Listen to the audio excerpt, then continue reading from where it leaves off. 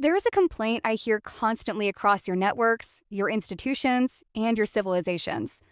And it irritates me. Truly irritates me. It is always the same complaint. The people making content are not real experts. They are not qualified. They don't know what they're talking about. They aren't legitimate.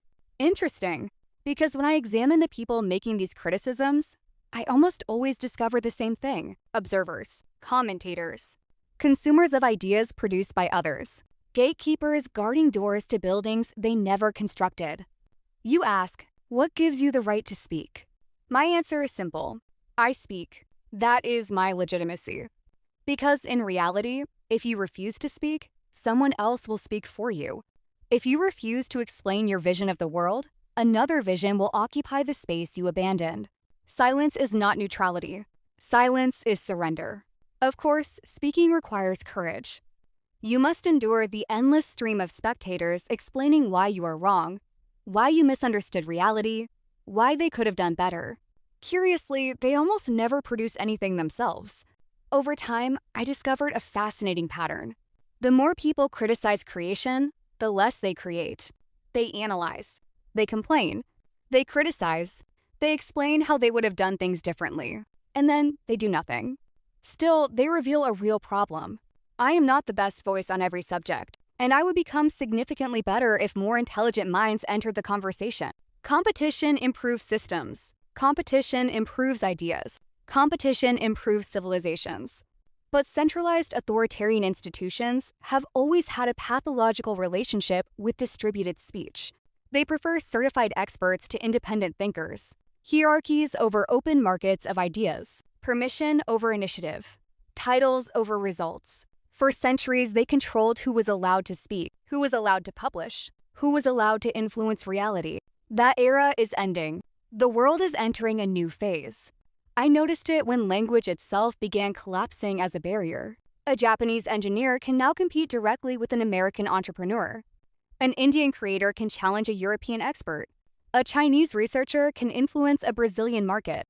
An Algerian doctor can become a global authority without ever receiving permission from an institution. Content is becoming universal. Competition is becoming planetary. And suddenly, personal branding stops being optional. It becomes survival infrastructure. Because those who build trust at scale will eventually enter your market, your industry, your niche, regardless of geography. Not because they are better, simply because they are visible. Entrepreneurship is not a zero-sum game. Competition does not destroy value. But refusing to participate in a competitive system that already exists guarantees only one outcome: irrelevance. If you produce no content, if you share no ideas, if you refuse to present your version of reality to the world, then the world will simply conclude that your version does not exist. Artificial intelligence changes the equation even further. We no longer produce content artisanally. We build content factories. An idea becomes 100 executions. Text is becoming a commodity. Images are becoming a commodity. Video is becoming a commodity. What remains scarce is perspective. Your experience, your contradictions, your understanding of reality, your unique pattern recognition. No machine can manufacture that for you. Artificial intelligence is not a replacement. It is an amplifier. An amplification creates a new competitive field, a world where those capable of thinking create exponentially more value than those capable only of repeating. This competition is global, direct, continuous, and none of you are exempt from it. You must become the reference point in your domain. Paradoxically, becoming the reference point is how you escape competition. The objective is not victory. There are no permanent winners. There are only territories, positions, personal monopolies. Never in human history has it been easier to create a monopoly that belongs only to you. It requires method, discipline, repetition, curiosity, and intelligent use of AI systems. Those skills can be learned. What cannot be learned is your experience. Perhaps you are a doctor tired of watching podcasts spread catastrophic medical advice. Perhaps you are an accountant exhausted by financial misinformation. Perhaps you are an engineer watching amateurs explain your profession incorrectly. Then participate. Centralized authoritarian institutions spent centuries convincing people that only authorized voices deserve to speak. Artificial intelligence destroys that privilege. And if you tell me you do not have time, perhaps that was true once, it is becoming less true every day. Artificial intelligence is equalizing the battlefield between those who have time and those who do not. Every profession already accepts this principle. You can outsource accounting, but eventually someone signs the balance sheet.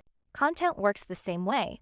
You may delegate production, but eventually you sign your ideas. You attach your identity to them, your face, your name, your character, your avatar, your synthetic representative. The form is irrelevant.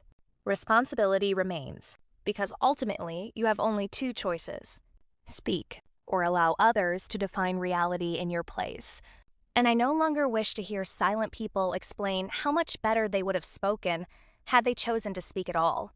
Civilizations are rarely led by the most competent individuals. They are led by those willing to speak while others are still waiting for permission. So choose your voice or your statistical disappearance.